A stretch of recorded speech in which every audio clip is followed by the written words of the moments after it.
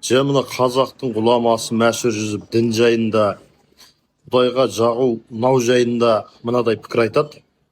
Молдалардың қара бұқараны бұзғандығы дейді, мынау дейді. Құдайға құлшылық қылсаң сауап бар, қылмасаң азап бар дейді. Құдайға жағынуды, жарануды ойла дейді. Бірінші орын Құдайға жағуды ойла дейді.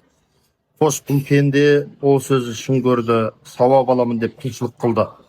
Қылған құлшылығына ақы дәметті, Құдайды бір бай есебінде көрді.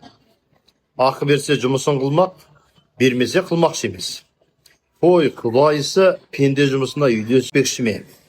Сірә осыған сауап түгіл да жоғау деп Мәшекең айтып отыр. Екінші дейді, қорқып қылды дейді. Ұрады, соғады, отқа салады, қинайды деп дейді.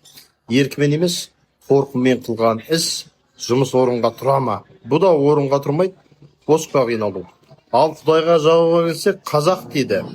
Әуелі өзіңнің үйіңе жақ, онан соң ауылыңа жақ, онан соң отан аймағыңа жақ, онан соң халқыңа жақ деп айтады. Содан соң барып Құдайыңа жақ дейді деген өсиетті айтады. Әне дін, әне өсиет, әне қасиет дейді әулие. Енді қараңызшы, Құдайға жағудың арнайы шарты, жолы бар екен, мәшһүр жүсіп айтқандай. Ол шарт бірінші Құдайдың тіке өзіне жағымпаздану емес, адамзатқа жағу деп отыр. Көпке, жақынға жағу деп отыр. Көптің пайдасына жарау керек екенсің жағу үшін.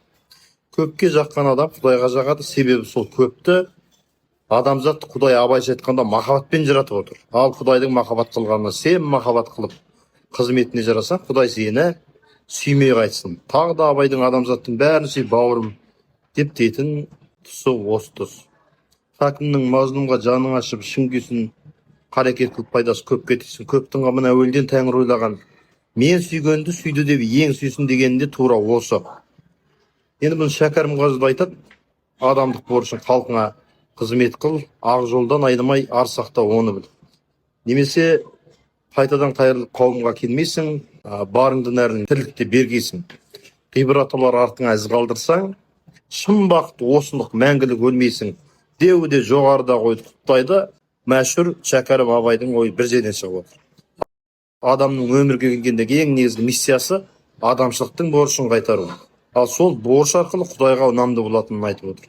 Сондықтан күнделікті намаз, ораза, қажылық қылма деп айтпаймын, бірақ бұлардың бәрі адам жеке өзінің басын шаруасы. Ал ең негізгі құлшылықтың үлкені көпті сүю, көпке ұнамды болу, еліңе жағу. Көптің қамын ойлайтын Құдай, махаббатпен жаратқан Құдай адамзатты, сен көпті сүйді деп, ол да сені сүйеді деп отыр.